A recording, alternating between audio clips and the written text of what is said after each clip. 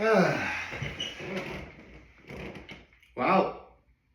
that was my official full day as a 36-year-old man. And I still feel the same. But in all seriousness, um, yesterday really was just a day for me to look back and reflect on everything amazing going on in my life right now. Both good and not so good. And, the fact I'm 36 years old makes me more and more happy that I'm here. And to all of you who reached out and wished me a happy birthday, from the very bottom of my heart, I say thank you. You really know how to make a guy feel really special. I know for sure there's going to be some not so good moments for this next year. Not just, for me being 36, but in 2026 as a whole, to be sure. But it's not going to come without a lot of really high highs. I mean, I'll share this more on New Year's Day, but honestly, my goal is just to keep doing what I've been doing. Go out more, see more people, go to more music concerts, everything in between. I mean, again, some things I'm not going to be able to do until December of next year. But you know what? As long as I have great moments, like a lot of the ones I had this last year, I think I'm going to be okay. I mean, either way, waiting until December next year is going to be worth the wait. A funny story. I'll never forget 10 years ago when my father said, let's make 26 a good year. And I swear he jinxed it because it wound up not being a good year. Well, save for my brother getting married, of course.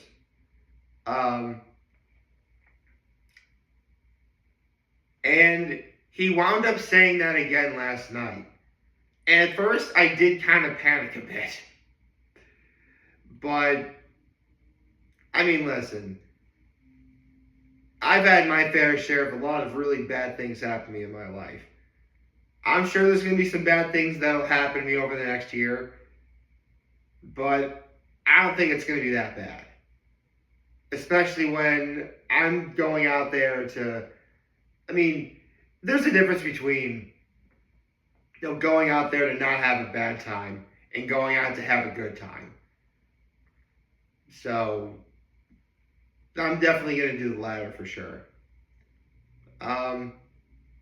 So I guess my low is I wish yesterday didn't end because I had a lovely day with my mother and father. Just watching football all day and sleeping a bit. My high is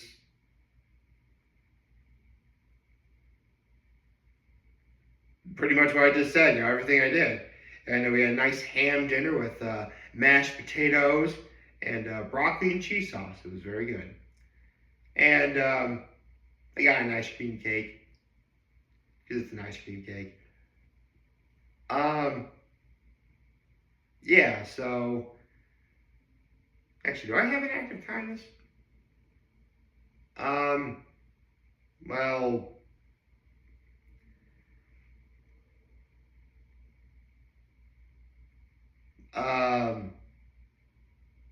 Well, I actually found this bag of Lay's baked chips on sale at Sam's Club, and I shared them yesterday.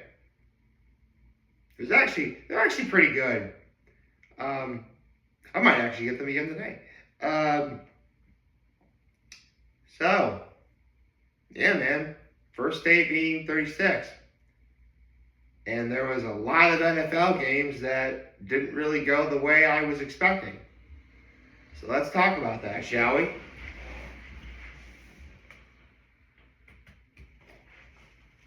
Okay. All right. load, please.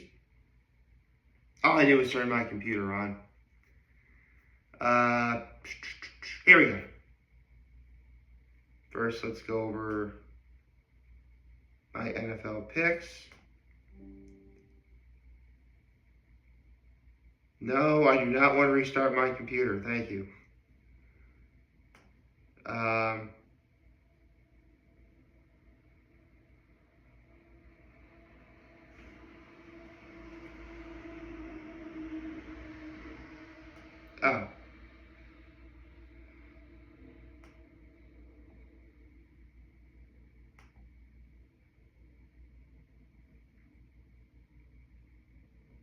Okay, so I was 2-3 going into yesterday, because I was right about the Cowboys, I was wrong about the Vikings, I was right about the Broncos, I was wrong about the Texans, and I was wrong about the Ravens. The Ravens and the Steelers are going to be playing each other again for the AFC North. That's crazy. Not to mention, the Bucs and the Panthers are playing for the NFC South. Unfortunately, it came that way because the Bucs lost to the Dolphins, so that makes it 2-4.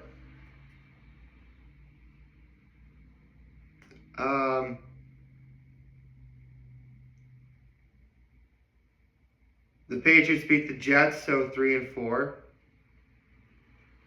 Of course, the Browns beat the Steelers, so 3-5. Man, a lot of teams that had no business winning, won. Okay, the Jaguars won. I definitely picked the Jets. Actually, my notes are way over here. Yeah, I picked the Jaguars to win. So 4-5. I clicked on the wrong thing. I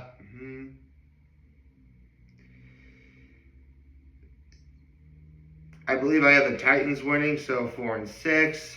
Because the Saints won. Did I get that one right? Yes, I did. Okay, the Saints won. I got that one wrong. The Seahawks and the Bengals won. Yes, so now I'm 6-6. I'm back to being even. Hooray. Okay, so I was right about the Giants, and I was wrong about the Eagles. So 7-7, and I wound up being right about the 49ers winning, making my overall score for this penultimate week of the NFL regular season 8-7. I am now 8-7 right now. Okay, so let me save my work. All right.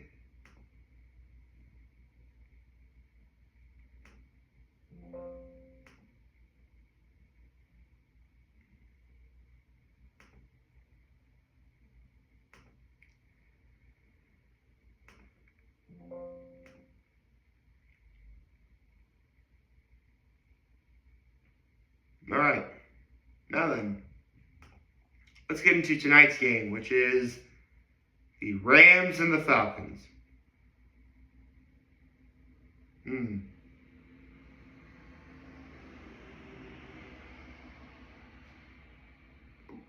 Sorry, I'm looking at next week's schedule. There's not going to be a game on Thursday. Yeah, week 18 is going to start on Saturday at 4:30, and it's the Bucs and the Panthers. But that's this upcoming Saturday, and we're not worried about that. We're worried about it today. Actually, the Rams and the Falcons. I do believe the Falcons have been eliminated from contention, right? Yeah, they are. I mean, the one thing the Falcons would even remotely have going for them is they got nothing left to lose. Actually, what's the playoff schedule look like? Because the Seahawks are still the number 1 seed, correct?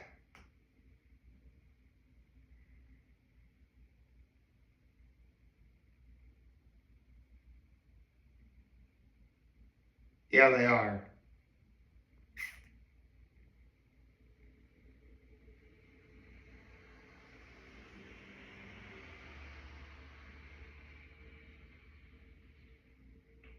Yeah, they're 2 games above both. Oh, they're 1 game above the 49ers, and they're 1 game above, 2 games above the Rams.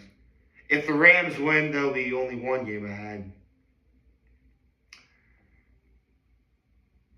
Actually, I wouldn't normally do this, but I need to take a look at what Week 18 is going to look like. Okay, looks like the Seahawks and the 49ers are going to play for the division, as well as the Bucks and the Panthers, and the Steelers and the Ravens, and the Chargers and the Broncos. Uh,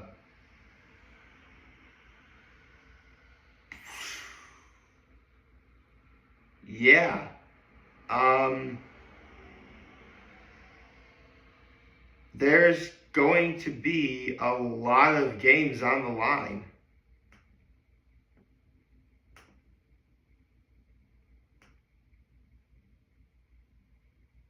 Next week.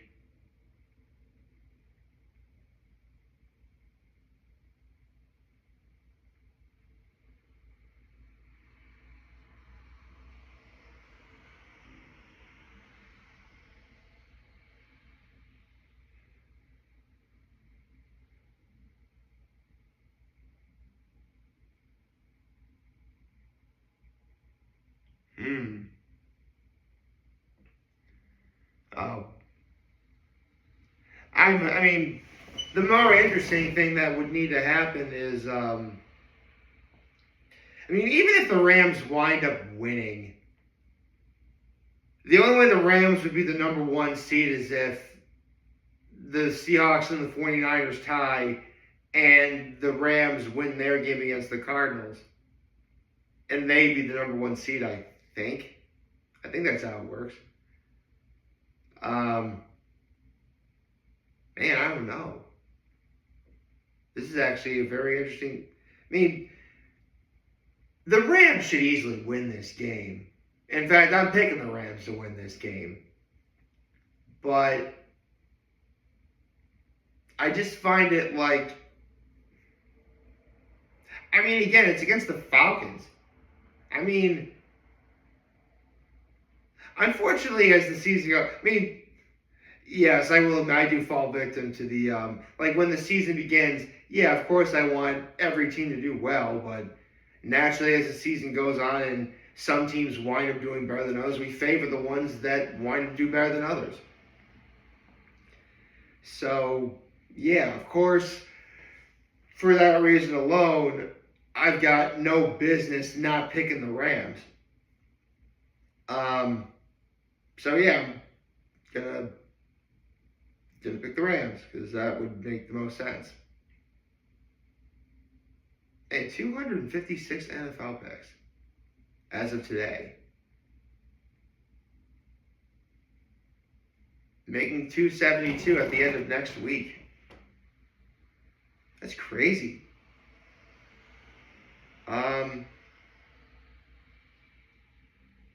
Yeah.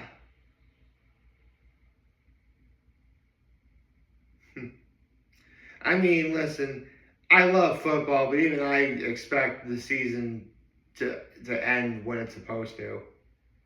And I mean, look, at this point, considering that I knew my Cowboys were going to be terrible, and the Bills have been. I mean, listen, the one thing we can say about the Bills is that they don't need to worry about the Chiefs in the playoffs. That's like the one thing the Bills got going for them. It's just they dug themselves a really deep hole in terms of who they got to deal with. Because they're going to have to deal with. Hold on, what?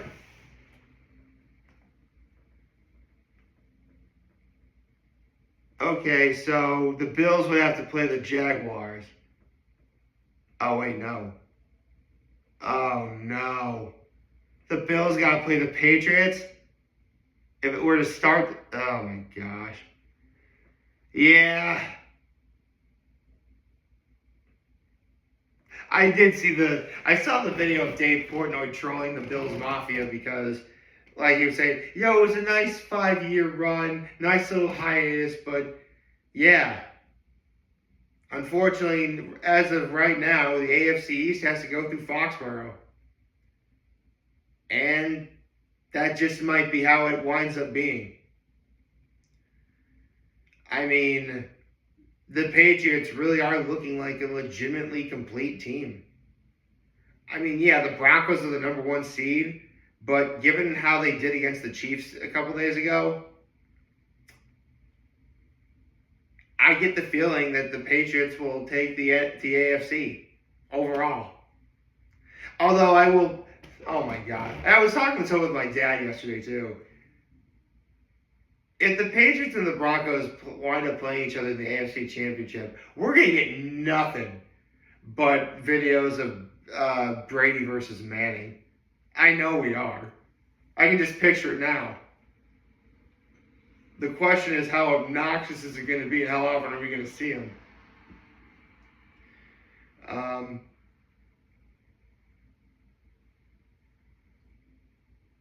I mean, granted, the Broncos will be the number 1 seed, so the AFC has to go through Mile High, which is not an easy environment to play in because of the altitude.